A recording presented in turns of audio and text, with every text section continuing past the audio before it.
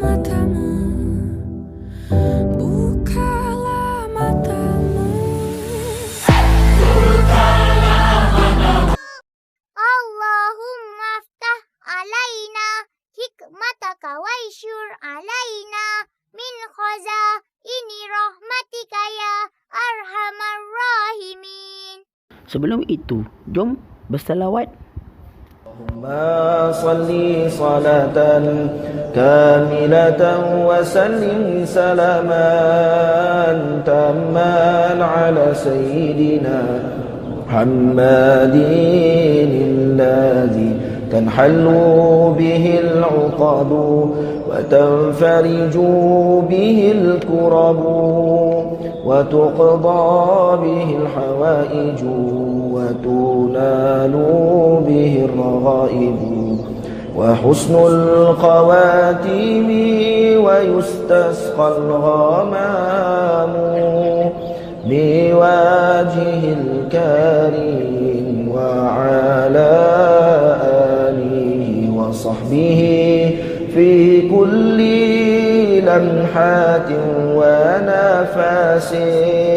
wa nafasin bi'adadi kulli ma'lumin. Hari ini kita akan belajar tajuk teladani sifat sidik Nabi sallallahu alaihi wasallam.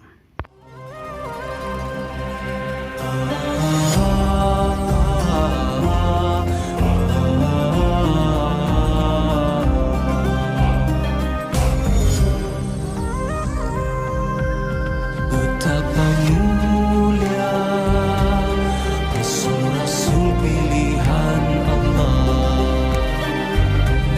Di badai ujian diterpa rintangan.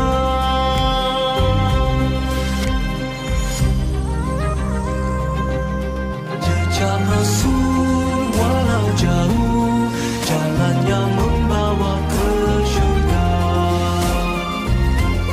Jejak Rasul secara dunia, indahnya membara di jiwa.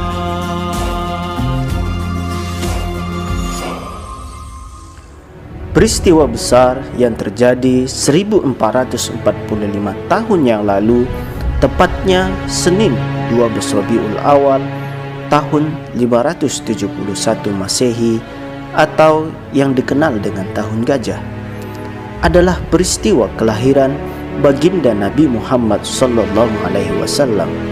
Saat itu kondisi masyarakat penuh dengan fitnah, huru-hara dan kezaliman. Sikap transparan apa adanya, jujur, berintegritas dan cermat menanggapi isu, itulah sifat yang dibawa Rasulullah SAW menghadapi umat saat itu. 4 sifat ini mesti kita teladani di era media sosial yang penuh dengan informasi, entah itu benar atau tidak. Okey, insyaAllah pada hari ini kita akan belajar tentang teladani sifat sidik Nabi Muhammad SAW. Jadi adik-adik sudah pun belajar sebelum ini. Sidik bercakap benar, tabligh menyampaikan, amanah jujur, fatonah bijaksana. Jadi adik-adik ingat lagi tak sifat-sifat wajib Nabi Muhammad SAW yang dapat kita contohi? Ada 4 sifat yang wajib kita perlu contohi sebenarnya. Tengok gambar tu sebelah kiri. Pasu pecah. Maaf ibu. Muaz pecahkan pasu bunga kesayangan ibu. Nampak? Ibunya maafkan. Tidak mengapa Muaz. Yang penting ibu suka kerana kamu Muaz ingat pesan ibu supaya bercakap benar. Bila kita melakukan kesalahan, kita kena bercakap benar. Tiada penipuan, tiada tipu-tipu, tiada sembunyi-sembunyi. Kalau kita buat betul, buat benda baik, orang suka. Kalau kita buat jahat, kita tipu-tipu, ramai manusia tidak akan suka pada kita. Dan muka surat sebelahnya lagi, waman yantiqu anil hawa in huwa illa wahyu yuha. Maksudnya, dan tiadalah yang diucapkan itu menurut kemauan nafsunya, ucapannya itu tiada lain hanyalah wahyu yang diwahyukan kepadanya, iaitu kepada sebenarnya yang disebut oleh Rasulullah semua adalah bukan atas nafsu Rasulullah, tetapi ini adalah atas wahyu Allah Ta'ala ke atas Rasulullah SAW. Jadi benda yang Rasulullah cakap, benda semua benda yang benar, bercakap benar. Tengok ada adik di situ, kisah seorang ibu, anak-anaknya sekali.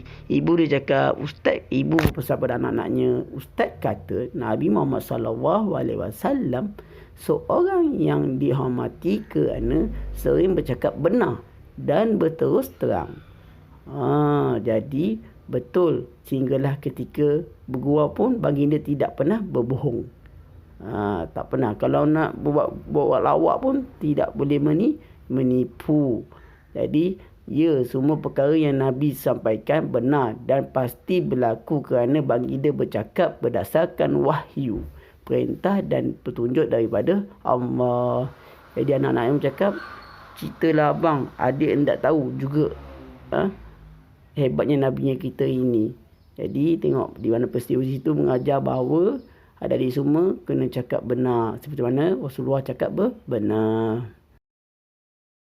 Dan di sini ada satu kisah di mana suratnya seterusnya, di mana satu jalan cerita yang sunyi ketika di Mekah itu, seorang pembesar Quraisy menahan Abu Jahal. Dia sangat membenci dan sentiasa menentang dakwah Nabi Muhammad SAW. Sampai bertanya kepada Abu Jahal, wahai Abu Jahal, betulkah Muhammad itu seorang yang benar-benar cakap benar ataupun berdusta? Abu Jahal berkata apa? Sesungguhnya Muhammad itu ialah lelaki yang bercakap benar dan tidak pernah berbohong walau sekalipun. Nampak? Abu Jahal ketika itu memang mengiktiraf. Dia mengaku bahawa Nabi Muhammad ni ada seorang yang bercakap benar ketika sebelum Rasulullah menyampaikan wahyu. Jadi ketika itu, sebab itu Allah Ta'ala mewajibkan kita bercakap benar. Kita juga mendapat pahala. Allah Ta'ala menciptakan Nabi Muhammad sebagai seorang yang benar dan kita mestilah contohi untuk bercakap benar. Hebat sungguh ni Muhammad SAW.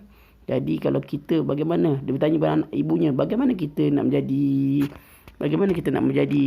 orang yang bercakap benar, ibu? InsyaAllah kita boleh caranya beriman kepada Allah dan Rasulnya, bersahabat dengan rakan yang baik, yang ketiga berani untuk bercakap benar. Nampak tu caranya.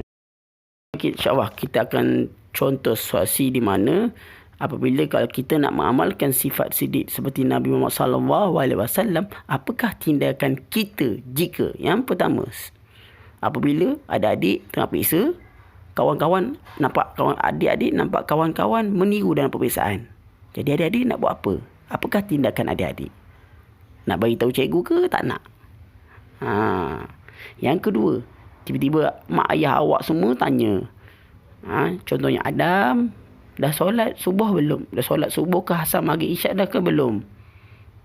Anda masa tu belum solat, adik-adik semua belum solat lagi. Nak tipu ke nak cakap benar? Yang ketiga, biasa kalau jual-jual beli, anda menerima baki wang yang berlebihan. Macam mana? Kalau kita meniaga, kita jual beli, kita beli barang, tiba-tiba peniaga tu bagi kita duit lebih daripada yang tak sepatutnya. Jadi adik-adik nak buat apa? Nak bagi balik ke duit tu ke? Nak pulang balik duit tu ke? Ataupun kita ambil terus? Kalau kita jadi orang yang bersifat sidik, mengamalkan sifat sidik yang benar, melakukan benda yang benar, kita pulangkan balik duit baki tersebut kepada peniaga tu. Sebelum itu, kita ni ulang semula pelajaran sifat-sifat wajib bagi Rasul. Sifat-sifat wajib bagi Rasul ada 4. Yang pertama ialah siddiq, amanah, tabligh dan fatanah.